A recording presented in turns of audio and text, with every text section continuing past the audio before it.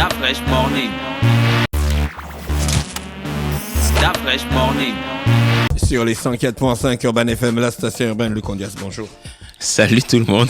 Comment tu vas ce matin? Je vais très très bien. Bonjour la famille. Alors, Bonjour. Voilà, là c'est Gina que je connais.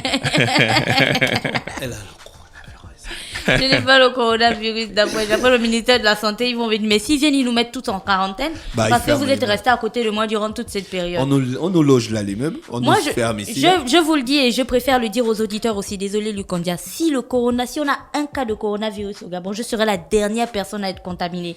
Parce qu'étant donné que j'ai toujours eu la grippe dans ma vie, je suis sûre que mon corps a développé genre des anticorps Bruce Lee qui vont du genre se défendre contre Il le n'arrive pas d'abord, les anticorps Bruce Lee Des n'arrivent pas anticorps d'abord, Bruce Lee. n'arrivent pas d'abord à se défendre contre la grippe. Ta simple petite grippe, c'est Parce contre que- le coronavirus. Parce qui que va la aller grippe, se parce que la défendre. grippe, ils sont déjà habitués, tu vois. C'est une sorte de cohabitation pacifique. Oh là Tu vois. là. Maintenant, après le coronavirus, je vous dis, hein. Merci Luc Ondias, on parle de ton livre. Tu as écrit un livre.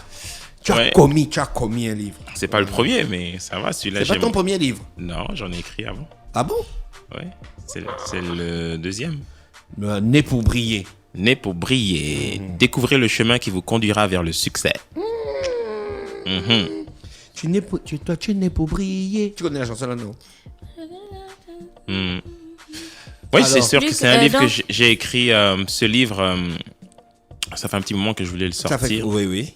Et- On en avait déjà en parlé. Ouais. Et Né pour briller. voilà, j'attendais juste le bon moment. Je me suis dit, bon, début 2020, le sortir, ce serait bien. Ça parle de quoi? Né pour briller, je parle du chemin vers le succès. C'est lequel? Qui dit chemin dit des étapes, un début et une fin. Et dans le livre, en fait, je commence d'abord par dire pourquoi nous sommes nés pour briller. Et pourquoi nous sommes la lumière du monde, comme a dit Jésus. Vous êtes la lumière du monde, donc vous êtes appelés à briller. Vous êtes appelés à faire de belles choses dans la vie. Vous êtes appelés à accomplir des exploits. Vous êtes appelés à être grand. Tu vois, souvent quand je dis dans la chronique, la semence de la grandeur habite en vous. Hein? Et vous êtes destinés à réussir. Et en chacun d'entre nous, nous avons cette semence-là. C'est quoi la semence de la grandeur pendant qu'on y est? La semence de la grandeur. La graine. La semence de la grandeur, c'est l'Esprit de Dieu. En chaque être humain vit l'Esprit de Dieu. Dieu, c'est le Créateur. Et il n'y a pas plus grand que lui. Et en chaque être humain, Dieu a déposé son esprit. Imaginez un instant que Luc. tout est possible pour vous et que vous n'avez aucune limite à faire tout ce que vous voulez. Imaginez que financièrement vous disposez de tout l'argent du monde mais qu'il ne vous reste que 10 années à vivre. Que feriez-vous de ces 10 années?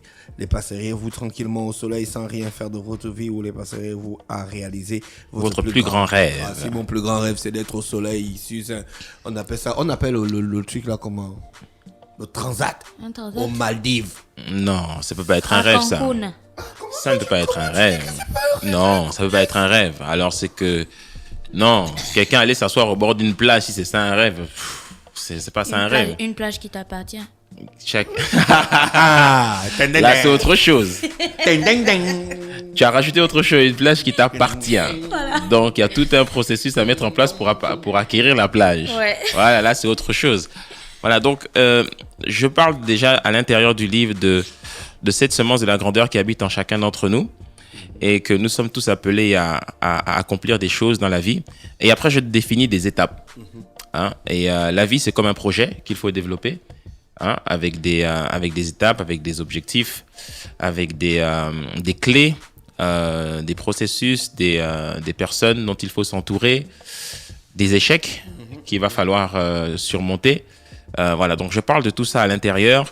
Je réponds à des questions dans le livre, telles que comment définir le but de sa vie, comment avoir une vision. La vision, c'est super important. Beaucoup de gens tournent en rond dans la vie parce qu'ils n'ont pas de vision. Hein, et ça, c'est un point extrêmement important. Je parle de l'importance de comprendre les opportunités que la vie nous offre et comment faire pour ne pas les rater. Hein. Je parle également d'un facteur qui est capital, qui est primordial, que la plupart des gens aussi négligent énormément. J'en ai souvent parlé dans les chroniques, l'importance d'optimiser le temps que Dieu nous donne chaque jour. Le temps. Nous avons tous 24 heures, mais nous n'utilisons pas tous les 24 heures de la même manière. C'est pour cela qu'il y en a qui s'enrichissent et d'autres s'appauvrissent parce que tout le monde n'utilise pas le temps de la même manière. Et j'ai envie de te demander, Lukondia, c'est commun de voir quelqu'un qui écrit un livre sur comment devenir riche et qui va justifier ensuite de l'accomplissement de ce qu'il dit en fait dans le livre et ainsi de suite. Tu écris un livre sur Né pour briller. Selon toi, est-ce que tu brilles? Déjà, est-ce que tu as déjà atteint cette lumière ou ce que tu mets dans le livre, c'est en fait un cheminement qui doit servir aux autres, mais qui te sert aussi au quotidien à toi-même? C'est un cheminement qui me sert d'abord à moi-même et ensuite qui, je crois, va servir à toute personne qui va lire ce livre. Je ne peux pas dire que je brille. Je laisse les autres le dire pour moi. Parce que l'unité de mesure du succès dans la vie, je pense que c'est les témoignages des autres. Dire toi-même que j'ai réussi et je brille, ce serait prétentieux. Mais je tends vers cela. Je tends vers cela chaque jour. Je dirais que le succès, c'est pas le succès, c'est un voyage. C'est un voyage de tous les jours. Tu te lèves le matin, tu poursuis un rêve. Et pour le réaliser, tu dois travailler chaque jour. Il y a l'étape du rêve et il y a l'étape de se réveiller pour travailler à l'accomplissement du rêve. Tu vois, donc c'est bien beau de dire j'ai un rêve dans la vie, mais après il faut te lever, il faut bosser. C'est pour cela que d'ailleurs dedans j'insiste beaucoup sur la loi du travail, l'importance de travailler à l'accomplissement de son rêve. Tu vois, donc c'est pour ça que le livre s'appelle Né pour briller. Donc je nais et ma destinée c'est briller, mais il y a des étapes pour ça. Voilà, donc c'est ce vers quoi je tends tous les jours et je donne un cheminement dans le livre qui sont des clés super importantes pour pouvoir y arriver. Ce sont des clés qui sont éprouvées.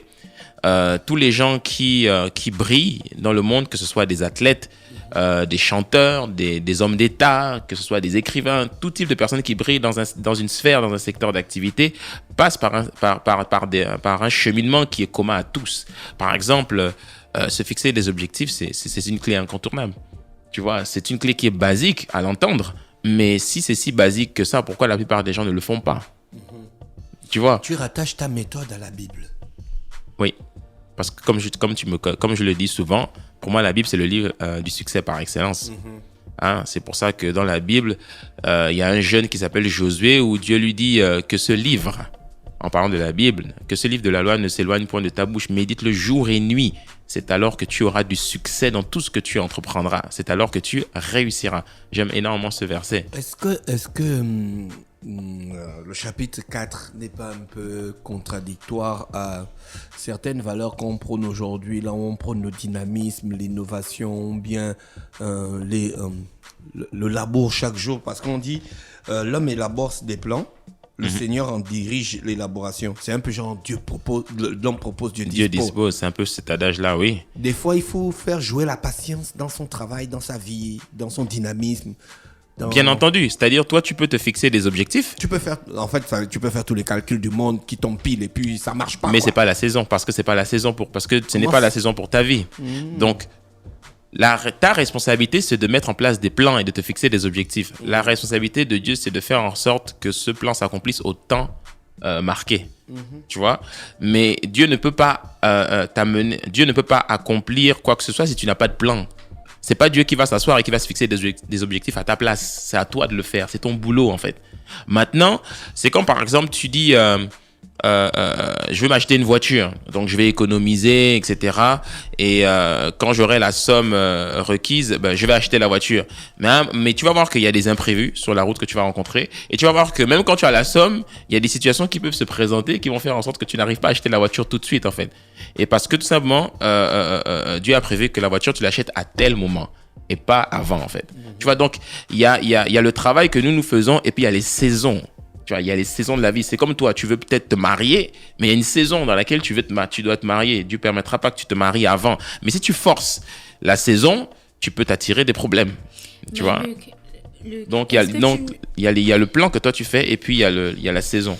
Alors, est-ce que cette partie-là n'est pas un peu, je n'ai pas envie de dire contradictoire, je cherche le mot qui pourrait être adapté, mais on va garder contradictoire, comme ça on le met en griffe, puisque ça donne l'impression qu'en réalité, ce qui t'arrive ne dépend pas de toi. Suppose un seul instant que quelqu'un travaille très durement pour atteindre un objectif et qu'à chaque fois il échoue. Et qu'on lui dit, ouais, mais c'est peut-être parce que ce n'est pas la saison en fait pour que tu le réalises. Il va se dire, en voulant atteindre le prochain objectif, quand il va échouer, qu'en fait j'attendrai juste la saison. Est-ce que ça ne limite pas aussi le fait de poursuivre? Est-ce que ça ne limite pas le fait de pousser les gens à travailler très durement Ça, c'est Puisqu'à une chaque donnée. fois, ils se disent que bon, Non. c'est pas de Non. ma faute, peut-être que c'est Moi, pas je pense, adapté. je pense que la question que Gina pose, quand tu dis quelqu'un peut travailler dur, il peut travailler dur dans le désordre. Il peut travailler dur sans discipline. Il peut travailler dur sans objectif sérieux. Et puis les choses n'arrivent pas. Moi, je pense que Luc Ondias dit que si tu as fait un calcul, c'est peut-être pas que ça ne va pas arriver, mais ça n'arrive pas au bon moment. Ça mais peut au arri- moins, à la base, tu as fait un calcul, quoi. Ton moment peut ne pas être le moment de Dieu. Ça, c'est un facteur, c'est une donnée qui est compliquée en fait. Si demain Dieu t'appelle à devenir président de la République, toi tu peux avoir l'objectif de le devenir, mais la saison de Dieu, et c'est pas la saison que toi tu as fixée.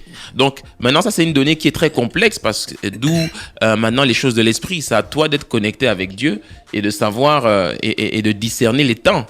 Tu vois, tu vas pas aller faire des choses alors que vous-même, vous le savez, il y a des choses que vous avez voulu faire, mais vous sentez que c'est pas le bon moment. Ne le faisons pas. Comment les gens réagissent, les circonstances, les événements autour de nous font que tu arrives à discerner que je suis peut-être prêt, moi, mais la saison n'est pas prête. Tu vois ce que je veux dire? Voilà, tu peux souvent être, par exemple, les gens qui étaient des réformateurs. Martin Luther King disait des choses. Martin Luther King a dit « I have a dream ». Mais quand il disait ça à son époque, c'est des années plus tard qu'on a compris ce que Martin Luther King disait et on a vu la manifestation de son discours. Donc, toi, tu peux vouloir quelque chose, tu peux faire ce qu'il faut pour y arriver, mais la saison peut en décider autrement. Voilà. Luc Ondias, le livre est vendu où? Le livre est vendu, là je m'apprête à le distribuer dans différentes librairies. Pour le moment, il est accessible par mon biais et par le biais de ma maison d'édition et enfin mon entreprise. Il y a des contacts, il y a un contact que je donne un peu partout sur toutes les plateformes de communication que j'utilise pour se le procurer. Là on est en train 074 65 60 56 074 65 60 56. On appelle et puis la personne prend la commande. Si vous êtes à Libreville, à Airtel Monnaie, enfin si vous êtes au Gabon, à Airtel Monnaie, et puis on vous l'envoie. Le livre est disponible sur les plateformes, on peut l'acheter par internet. Ouais, il est en train d'être déployé. Dans quelques jours, ce sera effectif. Amazon. 15 euros, c'est 10 000. 15 euros, c'est 10 000 francs. D'accord. Voilà. C'est un très bon livre. J'encourage tous ceux qui ont l'habitude de nous écouter, de le lire. Bon, ce parallèle qui est fait entre le développement personnel et les versets bibliques, il est très beau. Je pense que beaucoup de gens vont aimer ce livre. Tu as fait une présentation officielle? Oui, samedi dernier, j'ai organisé, j'avais une soirée business à laquelle il y avait pas mal de monde et puis j'ai fait le lancement officiel du livre. Il y a un spectacle, je pense que si tu le permettras, je reviendrai parler de ce spectacle-là qui est prévu pour début mai, qui se fera dans un grand hôtel de la place. Et puis là, au niveau médiatique, on fera le lancement officiel du livre, on fera un gros event. Merci Luc Ondias qui était avec nous. Rappelez qu'au matin on recevait Luc Ondias qui a sorti le livre Né pour briller, découvrir le chemin qui vous conduira vers le succès. Un livre qui est disponible à Libreville au prix de 10 000 francs CFA. Vous pouvez contacter donc Luc Ondias au 074 65 60 56. Voilà. Restez connectés sur les 104.5 Urban FM, la station urbaine. Dans quelques minutes, on va recevoir René Rue qui est déjà dans le studio du réveil matinal qui vous donne l'énergie, la musique et la bonne humeur. Stop Fresh Morning.